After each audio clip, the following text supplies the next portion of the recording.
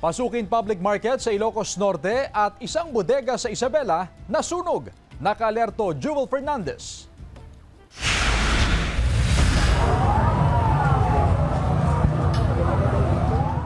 Kasabay ng pagtunog ng sirena, nagkagulo ang mga tao sa labas ng pamilihang bayan sa Barangay 2, Poblasyon Pasukin, Ilocos Norte.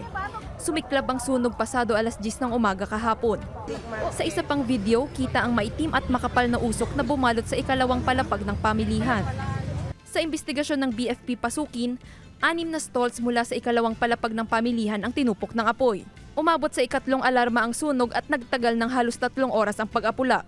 Patuloy ang investigasyon ng otoridad kung posibleng nagmula ang sunog sa baga ng sigarilyo o sa linya ng kuryente. Since embakan yun, tapos medyo kalumaan din yung ating public market, may mga nagsasabi na baka sa kuryente, may nagsasabi na may pumasok na mga naninigarilyo doon, tapos may nagsasabi na yung buhaya ng kuryente naggigisgisan sa may galbak.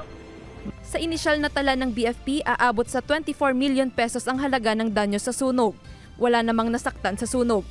Pansamantala munang isinara ang ikalawang palapag ng pamilihan.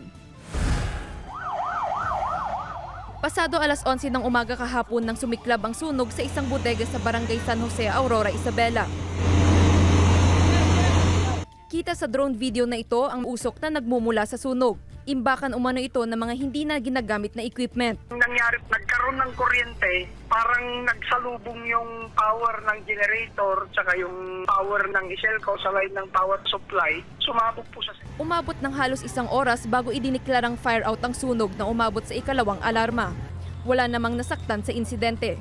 Tinatayang aabot sa 100,000 pesos ang danyo sa sunog. Jewel Fernandez, One North, Central Luzon.